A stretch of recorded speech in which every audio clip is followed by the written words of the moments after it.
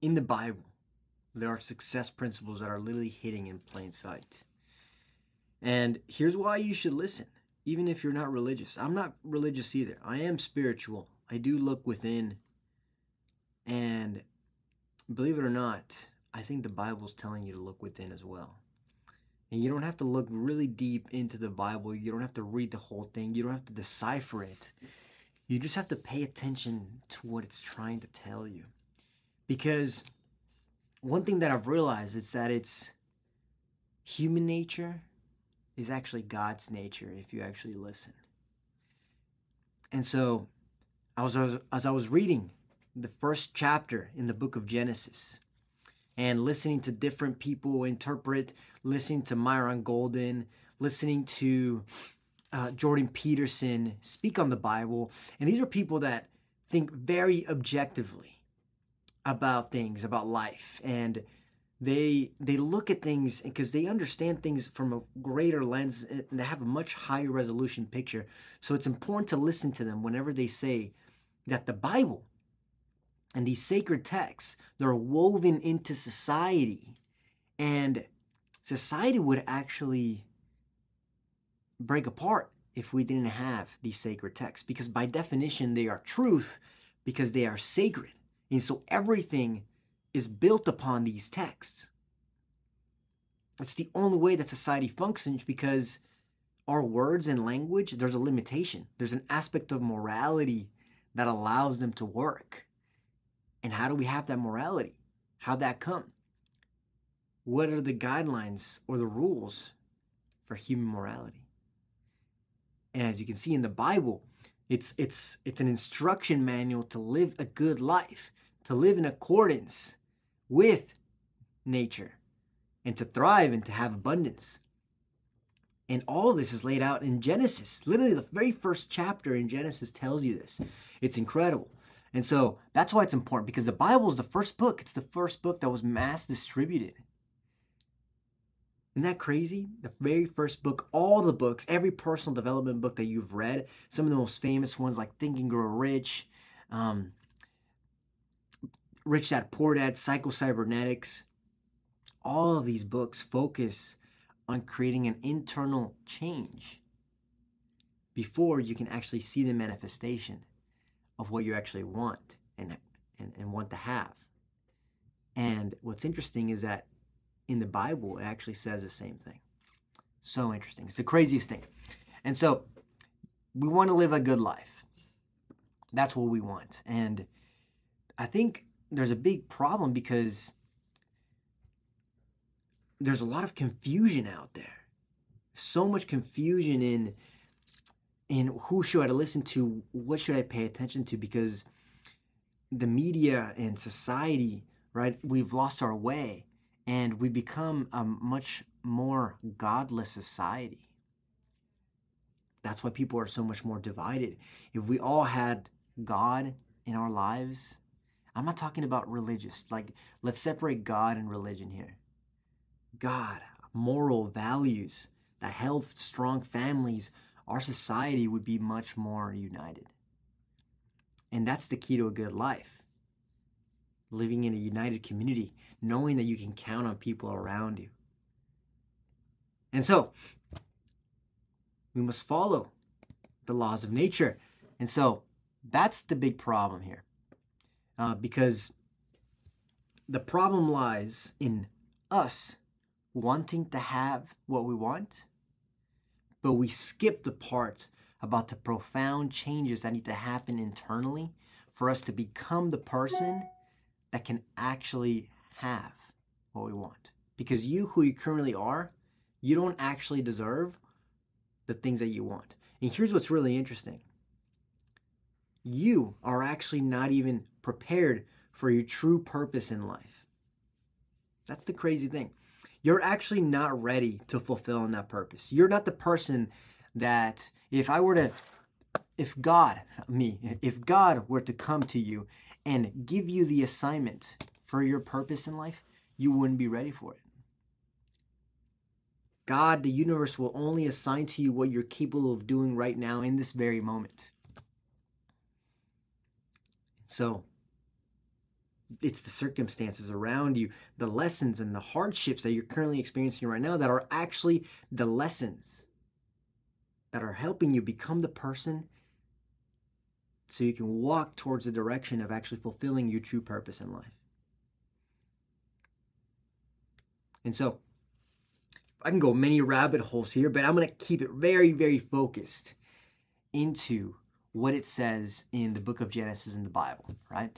And so, because if you, and this is another thing, Simon Sinek, I was listening to his book called Infinite Game, and you either play the finite game, which is the getting, the having, right? Winning, right? The short-term dopamine hit where you hit a certain milestone in revenue or in income. You're able to buy your car, you buy a house, right? That's a finite game. It ends as soon as you obtain it. The infinite game is the game of purpose, the act of becoming. It never ends. And so many of us are lacking fulfillment in our lives because we're focused on the getting, on the finite games. We feel empty, and we don't realize that the whole game that we're supposed to be playing is actually the infinite game, the game of becoming the person that you admire and gifting that person to the world. I love that quote by Wes Watson, my man.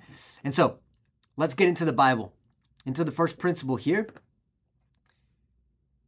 In the beginning, God created. That's the first sentence in the Bible. It's crazy. That is insane. In the beginning, God created. Let's really think about that. Why? And this is Myron Golden right here, so I'm not taking it from him, but it's very interesting because we know that God is love, God is grace, God is merciful, God is all these things, right?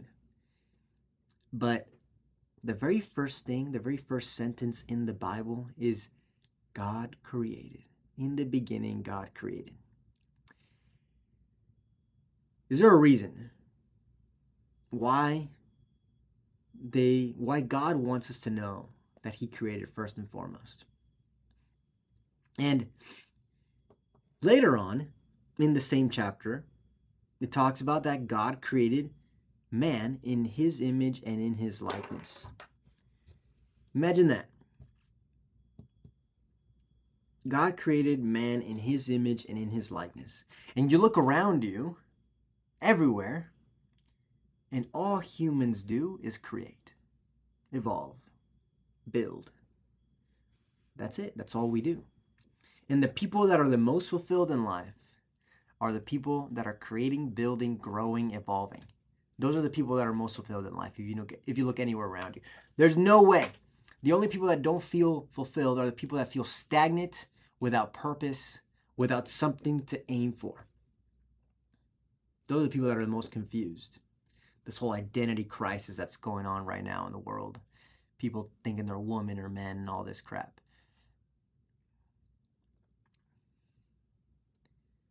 So, we sometimes believe this lie that humans are just a higher form of animals. But in reality, we're more of a lower form of God. Because no other animal can manipulate reality in the way we do. We have God's nature within us. That's the truth. That's the reality of things. Because we can imagine things with our imagination, and our imagination isn't bound with time. We can think in the future, we can think in the past. We can put ourselves anywhere we want with our imagination. Who else can do that? It's God. God can do that. Isn't that crazy? No other animal can actually put themselves somewhere else.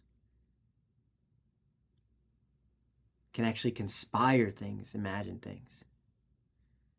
So we are spiritual beings living in a physical reality. That's the truth. We are creators. You are a creator. And if you're not creating, then you're not fulfilling on your purpose. If you're not evolving, if you're not creating a new you every single day, improving every single day on something, getting 1% better, then you're going to live an unfulfilled life, a distracted life.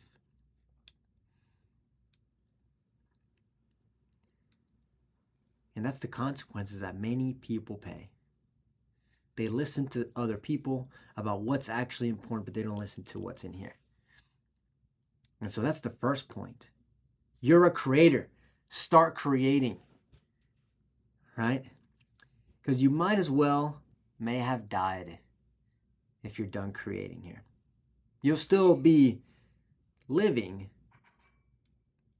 but you're not alive. And so here we go. So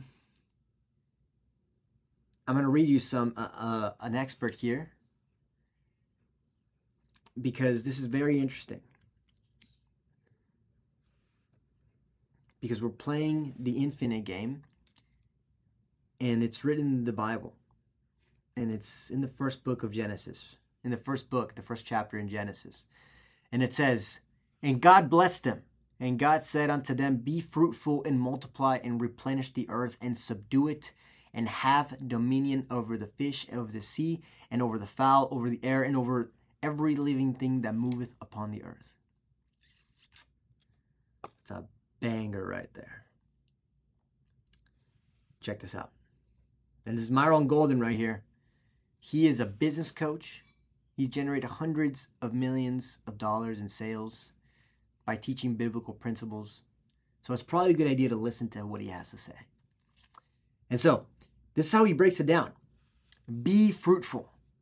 You become fruitful. Multiply and replenish the earth. That's a verb, so you do. Do multiply. Do replenish the earth. And have dominion.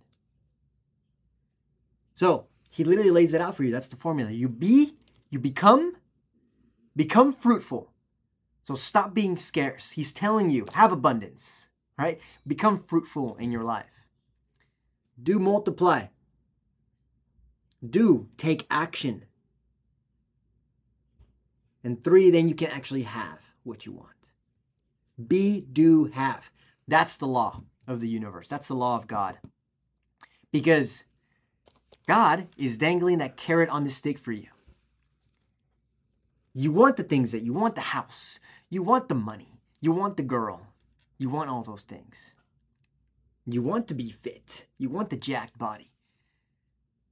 But what's really interesting is that in order for you to have those things, God wants you to become somebody else, somebody better, somebody that the world can actually benefit from.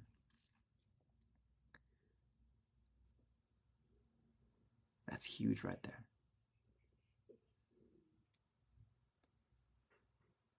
Be, do, have. And there's so many examples that I can give, but I'm sure that you can think of some here. It's impossible. If you don't do, you can't have. And you can't do more if you don't become more of who you are. So you think, why can't I get the things that other people have? Because you're not that person yet. And you have to face the truth and face that reality, because it's that process of growth that's uncomfortable. But if you bridge that gap, having those things become a byproduct of the person that you are. It's like the obese person, the fat person that wants to have a fit body. Well, they become fit first internally, then they take the actions of a fit person, and then they have the body of a fit person. There is no other way that happens. There is no other way. Explain to me a different way that happens. They don't have the fit body first, and then they become fit. No, it happens in here first. The internal changes that happen in the mind and the heart. And before you know it, you have a fit body, but the person that you became in the process, you became disciplined. You became compassionate to yourself.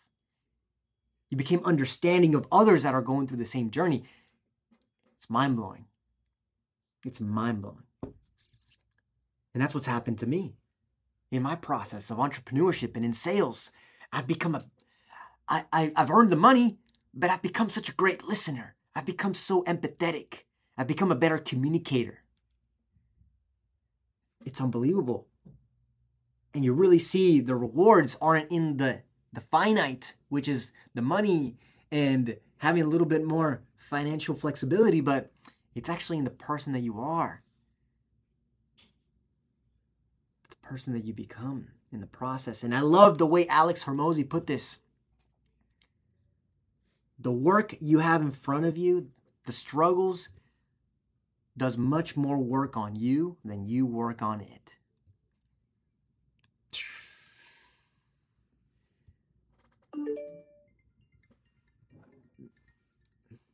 Isn't that crazy right there? Isn't that crazy right there? So there you go, my friend. Be, do, have. It says it in the Bible. And you can read Think and Grow Rich. You can read Psycho-Cybernetics. I've read them as well. And they'll tell you the same thing. True, real, lasting change happens at the identity level. And when you start seeing the parallels of these fundamental truths, you have to yield to them. Because if you continue to do things your way, you'll continue living, continue having what you currently have. Anyways, I'll leave you with that, my friend, and go share this message with somebody else that you feel may benefit with. And make sure you subscribe and like, and let's keep rocking and rolling. Hasta la vista, my philosopher friend. Let's keep it going. See you later.